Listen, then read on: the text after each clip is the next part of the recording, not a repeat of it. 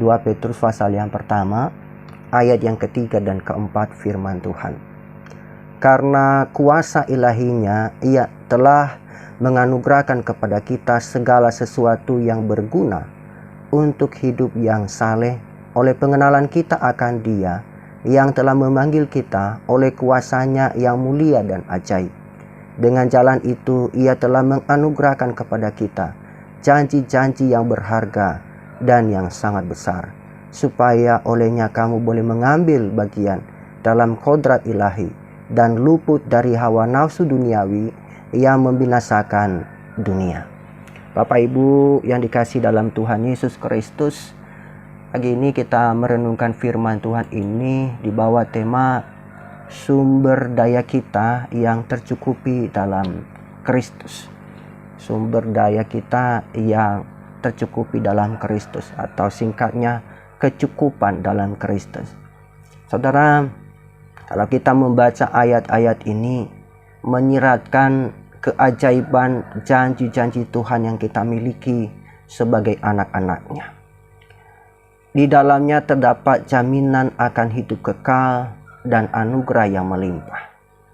Namun pertanyaannya adalah, apakah kita sungguh-sungguh menghayati dan memahami janji-janji ini dalam kehidupan kita sehari-hari? Allah telah memberikan kepada kita semua yang kita perlukan untuk kehidupan dan kehidupan saleh melalui pengenalan akan Kristus dan percaya kepada janji-janjinya yang juga cukup untuk kita. Bapak Ibu, pernyataan ini kedengarannya cukup bagus. Kita tidak akan berpikir bahwa di antara orang-orang percaya, orang-orang Kristen yang percaya pada Alkitab, ini akan menjadi kontroversi. Tapi sayangnya memang demikian. Dalam buku John MacArthur, dalam bukunya All Sufficient in Christ, pada tahun 1991 dia berkomentar untuk mengantisipasi hal-hal yang kontroversial, di mana dia mengatakan bahwa karena kurangnya kepercayaan terhadap kecukupan Kristus di dalam gereja masa kini, maka terlalu banyak orang Kristen yang diam-diam menyetujui gagasan bahwa kekayaan kita di dalam Kristus, termasuk kitab suci, termasuk doa, termasuk berdiamnya Roh Kudus, dan semua sumber rohani yang kita temukan di dalam Kristus, tidaklah cukup untuk memenuhi kebutuhan kita, kebutuhan real yang kita alami. Namun jika kata-kata di dalam kitab suci memiliki arti, maka itu berarti bahwa Allah telah memberikan kepada kita semua yang kita butuhkan untuk hidup dan kesalehan melalui pengenalan akan Kristus dan percaya pada janji-janjinya yang serba cukup.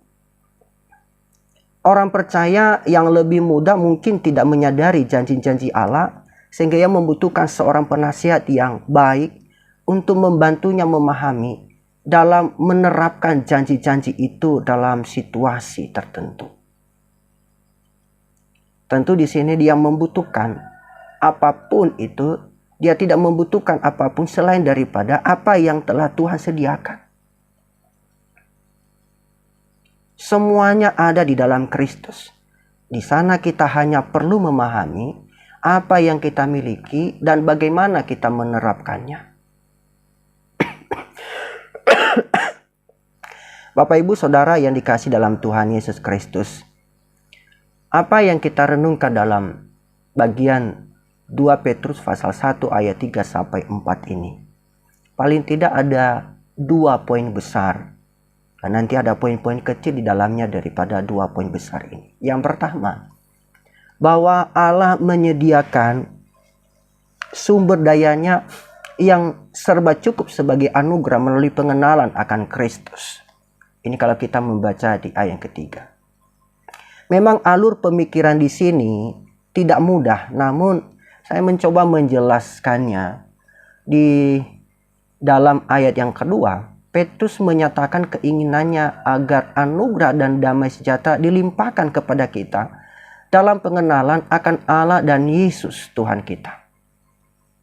Di ayat yang ketiga, kemudian dia menjelaskan sumber daya yang mendatangkan anugerah dan kedamaian yang berlipat ganda.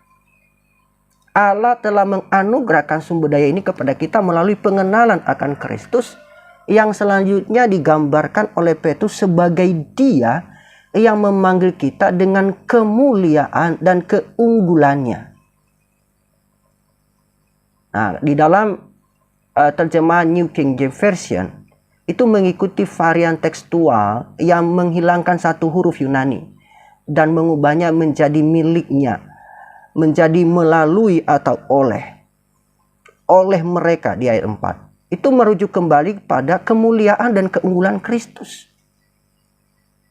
Dengan atau melalui sifat-sifat ini, Dia telah memberikan kepada kita janji-janji yang berharga dan luar biasa. Dan itu sangat agung. Sehingga melalui sifat-sifat ini kita menjadi bagian dari sifat ilahi. Sehingga terhindar dari kerusakan yang ada di dunia karena nafsu. Nah, dari topik ini ada 3 hal yang perlu kita telusuri di ayat ketiga. Yang pertama, bahwa Tuhan memberikan kita segala sesuatu yang berhubungan dengan hidup dan ketuhanan. Ketika kita memahami hidup, mengacu pada kehidupan kekal yang kita terima pada saat kita percaya kepada Kristus. Dalam Yohanes 3:16 kalau kita membandingkan. Alkitab mengajarkan bahwa kita semua secara alami mati dalam dosa-dosa kita di bawah murka Allah. Dalam Efesus pasal 2 ayat 1-3. Orang mati tidak memerlukan kode moral untuk hidup. Mereka tidak membutuhkan petunjuk berguna untuk hidup bahagia. Yang mereka butuhkan adalah kehidupan. Dan Allah memberikan kehidupan baru. Itu adalah kehidupan kekal sebagai anugerah yang dianugerahkan cuma-cuma melalui Yesus Kristus, yang kematiannya sebagai korban bagi semua orang yang percaya kepadanya. Rasul Yohanes menyatakan dalam 1 Yohanes 5 ayat 11-12, dan inilah kesaksiannya, bahwa Allah telah mengaruniakan kepada kita hidup yang kekal. Dan hidup itu ada di dalam Anaknya. Dia yang memiliki anak memiliki hidup. Barang siapa tidak memiliki anak, ia tidak memiliki kehidupan. Jadi mari pastikan bahwa kita telah menerima kehidupan kekal itu sebagai anugerah Tuhan melalui iman kepada Anaknya, yaitu Yesus Kristus. Namun kehidupan kekal ini bukanlah sesuatu yang hanya berkaitan dengan surga. Tetapi tidak ada gunanya sekarang. Ya. Sebaliknya ini dimulai dari kepercayaan kepada Kristus sebagai juru selamat. Dan berlanjut sepanjang kekekalan. Jadi kehidupan kekal itu berdampak paling praktis pada cara kita menjalani kehidupan sehari-hari di sini dan saat ini. Petrus menegaskan bahwa Tuhan telah mengabulkan segala sesuatu yang kita perlukan untuk menghadapi permasalahan hidup, baik besar maupun kecil. Firman juga memberitahu kita cara menghadapi penderitaan dan cara menghadapi kematian.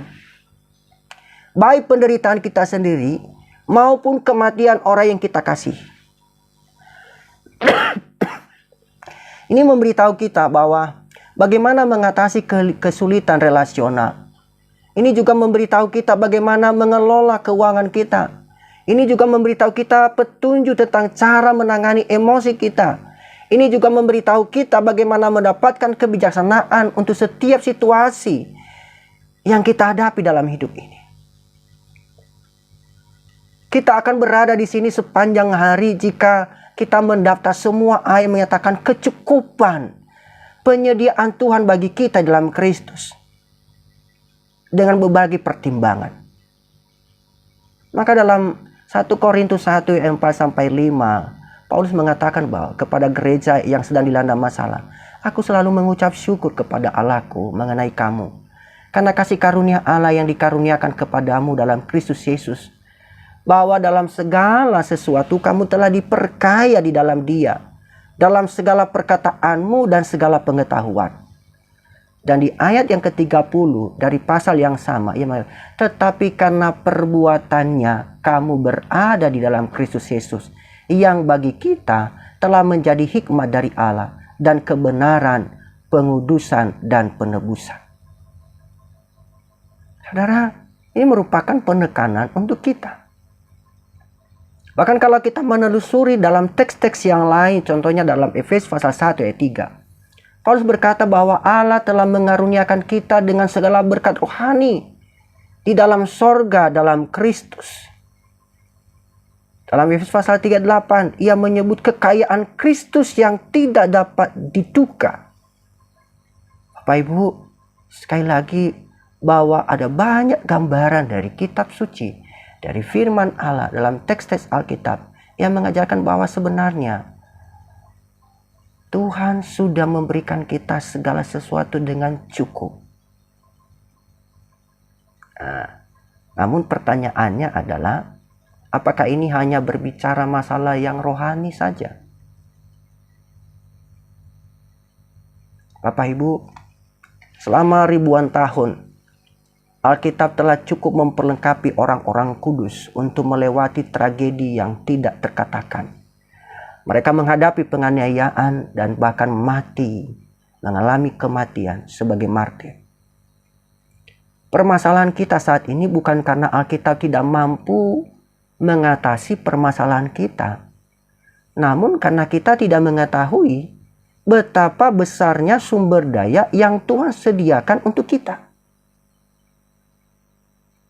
Saya mengutip apa yang dikatakan oleh John MacArthur, mengatakan bahwa mencari sesuatu yang lebih dari apa yang telah diberikan kepada kita dalam Kristus adalah seperti mengetuk pintu dengan panik. Mencari apa yang di dalam tanpa menyadari bahwa kita memegang kuncinya dalam saku kita. Ini menarik. Artinya, Tuhan sudah memberikan kita potensi, kemampuan, tetapi kita tidak menerapkannya. Kita tidak mengelolanya dengan baik. Pertanyaan untuk kita, sudahkah kita mengelola potensi apa yang Tuhan berikan kepada kita?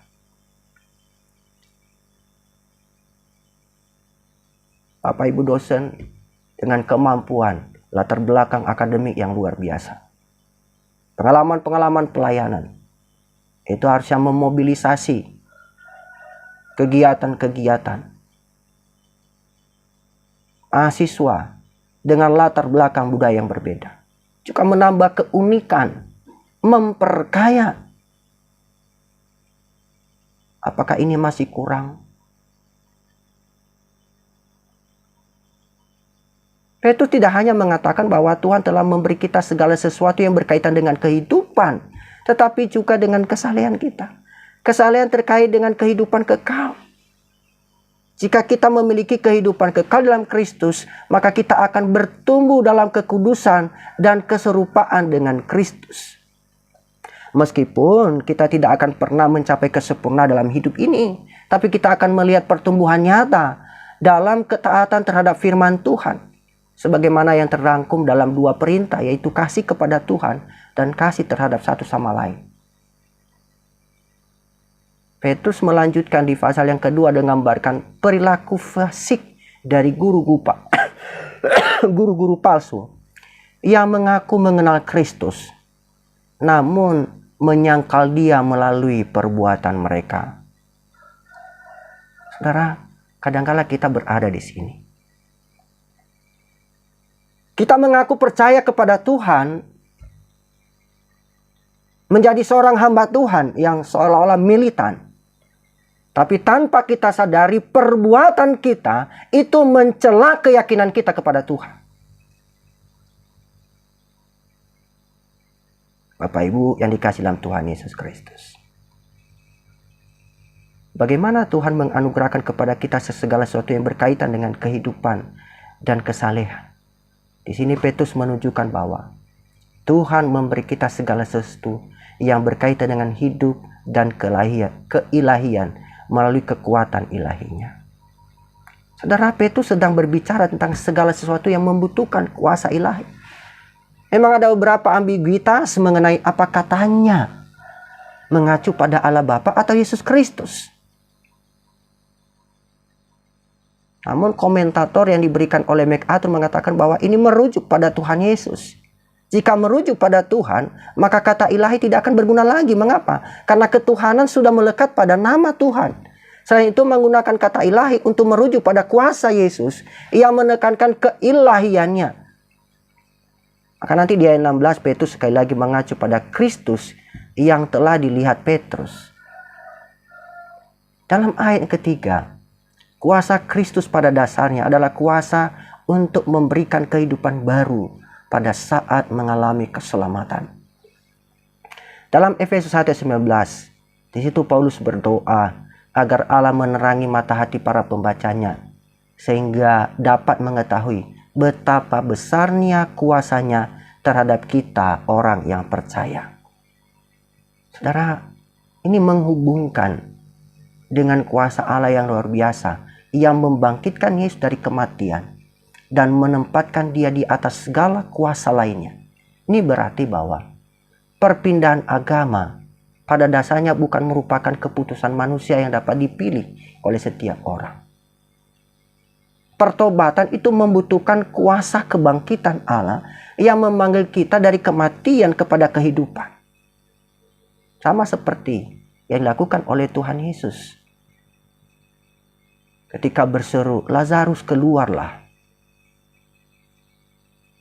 Dalam Yohanes 11 ayat 43. Dan orang mati itu hidup kembali. Demikian pula, dia harus memanggil kita keluar dari kematian menuju kepada kehidupan kekal.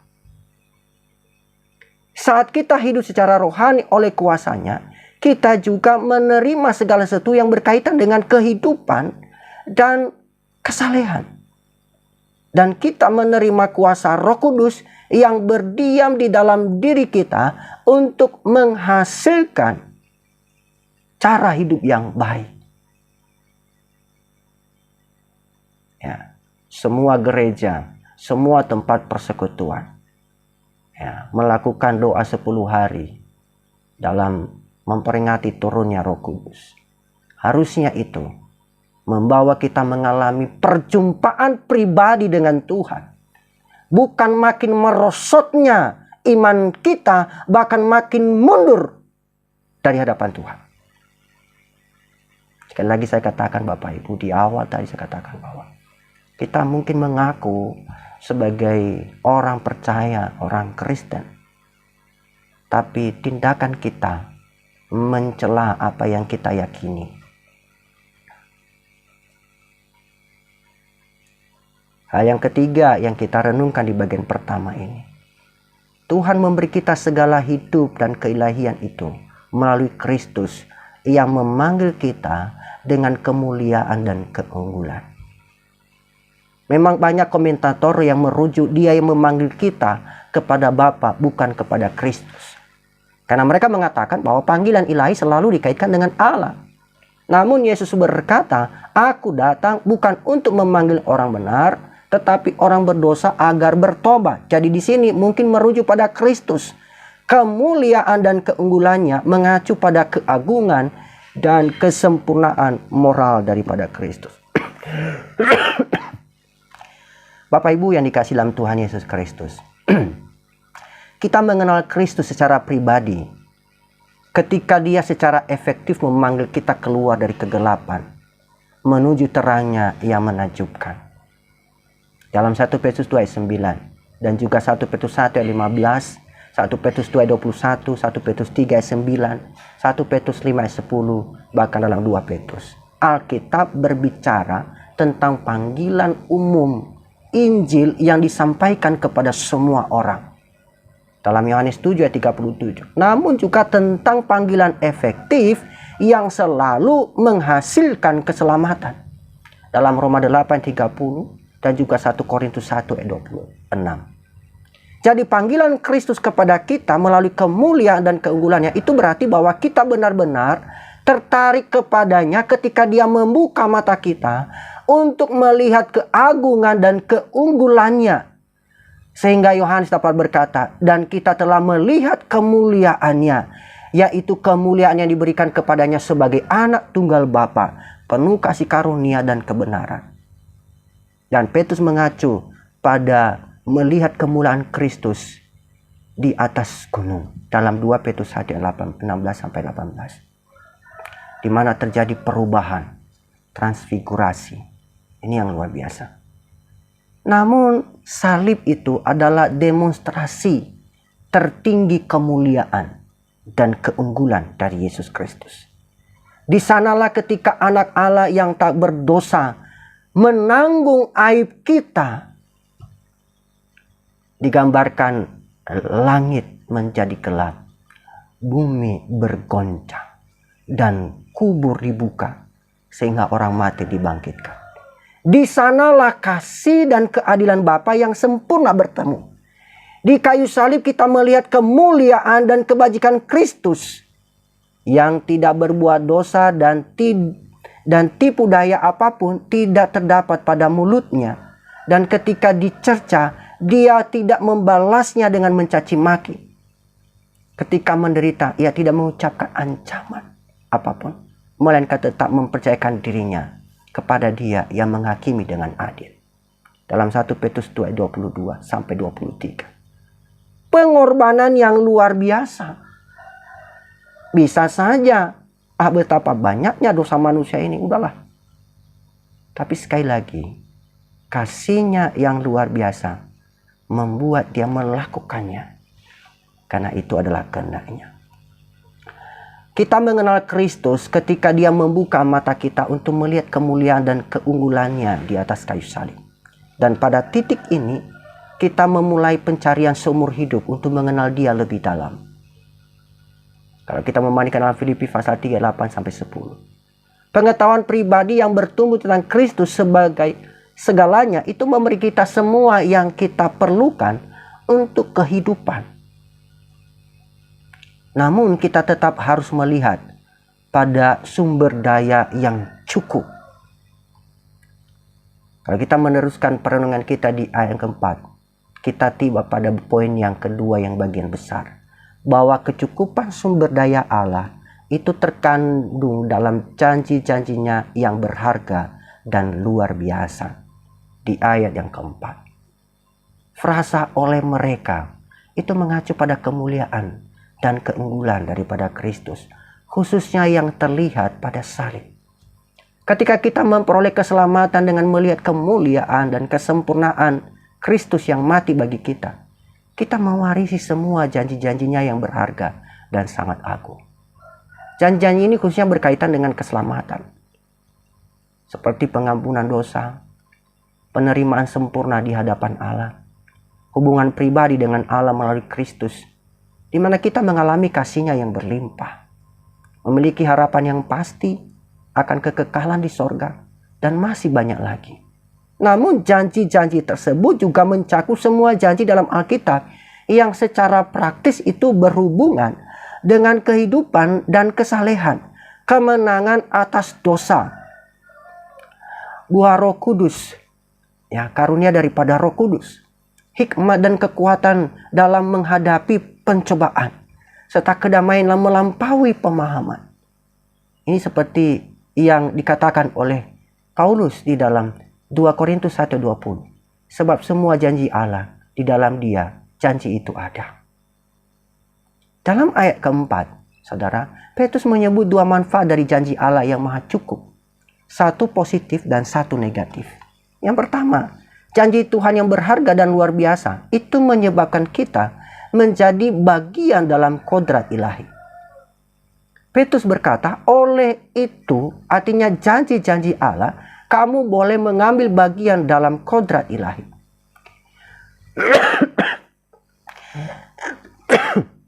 Ia tidak hanya mengacu pada kemungkinan di masa depan, namun juga pada kenyataan saat ini.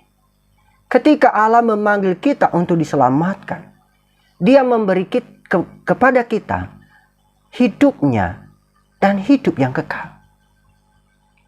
Kita dilahirkan kembali sehingga kita menjadi anak-anaknya.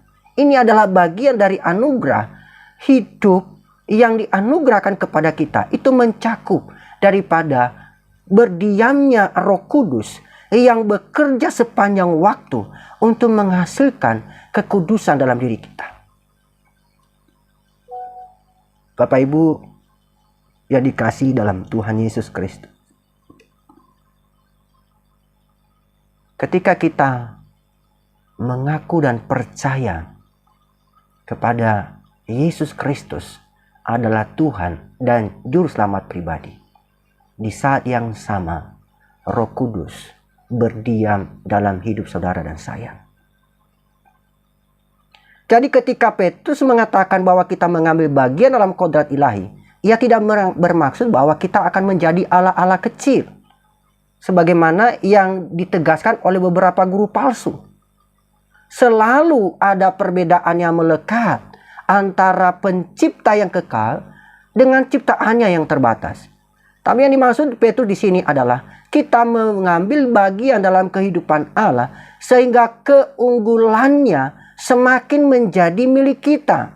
Akhirnya ketika kita melihat Yesus, kita akan menjadi seperti Dia. Maka dikatakan ketika kita berjumpa muka dengan Dia, kita akan sempurna dan disempurnakan.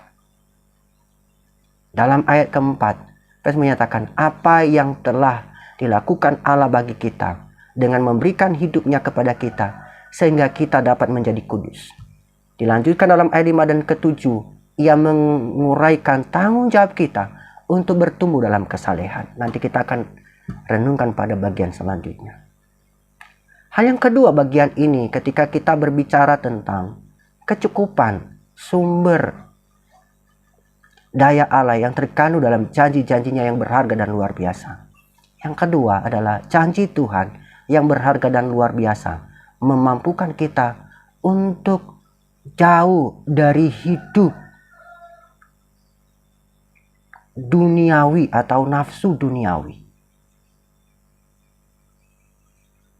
Janji Tuhan yang berharga memampukan kita untuk menjauhkan diri dari keinginan nafsu duniawi. Saudara, pada saat kita dilahirkan kembali, sehingga roh Tuhan itu berdiam di dalam kita, kita dipisahkan dari dunia yang jahat ini kepada Tuhan. Kita sekarang menjadi miliknya. Kita berbagi sifatnya yang mencakup keunggulannya. Akibat dosa, dunia ini secara moral seperti sampah yang membusuk. Orang-orang di dunia hidup demi nafsu mereka. Entah itu seks, keserakahan, atau kesombongan yang egois. Namun janji-janji Allah yang berharga dan agung itu membebaskan kita dari kerusakan moral itu. Harusnya demikian. Maka menjadi pertanyaan, kenapa masih banyak anak-anak Tuhan yang masih jatuh di bagian itu? Apakah yang Petrus maksudkan adalah orang percaya dalam kehidupan ini benar-benar bebas dari nafsu jahat yang menjadi ciri dunia? Tidak. Sebab dalam 1 Petrus pasal 1 14-15 yang menasihati kita sebagai anak-anak yang taat, janganlah kamu menuruti hawa nafsumu yang dahulu kamu tidak tahu, tetapi sama seperti Dia yang kudus yang memanggil kamu, jadilah kudus dalam segala hal, dalam perilaku. Bahkan dalam 1 Petrus pasal 2 ayat 11 ia menambahkan, saudara-saudaraku yang kekasih, aku menasihati kamu sebagai orang asing dan perantau, supaya kamu menjauhkan diri dari nafsu daging yang berperang melawan jiwa. Bedanya, sebelum kita diselamatkan, kita tidak melawan nafsu daging tersebut. Namun faktanya, mencintai, bahkan hidup berkubang di dalamnya. Itu fakta masa lalu kita. Tapi sekarang, harusnya ketika kita sudah berjumpa, mengalami hidup baru dalam Kristus, itu akan melawan, menjauhkan diri.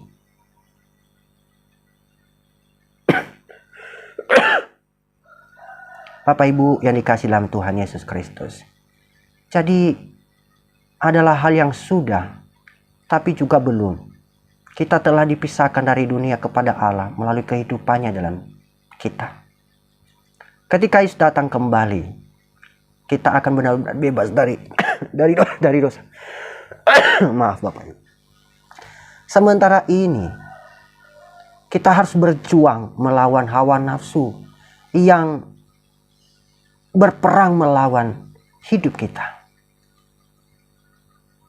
Kadangkala tawaran yang menarik membuat kita harus berbalik dari keyakinan kita. Kadangkala karena terhimpitnya kebutuhan hidup membuat kita mengambil keputusan untuk mencari sesuatu yang bisa menjamin kehidupan. Apakah itu wajar? Iya, karena itulah fakta. Tapi bagi anak-anak Tuhan tidaklah demikian. Harusnya makin bertahan dan terus bertahan. Mengapa?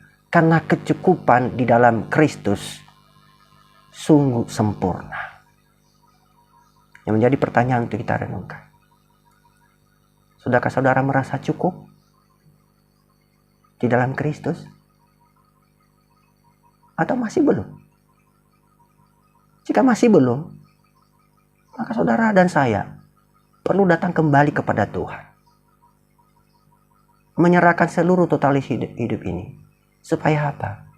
Mengalami kecukupan dari Allah itu sendiri. Melalui dan di dalam Kristus. Biarlah firman Tuhan pagi ini memotivasi kita untuk terus bertahan di tengah-tengah situasi yang sulit. Tuhan memberkati.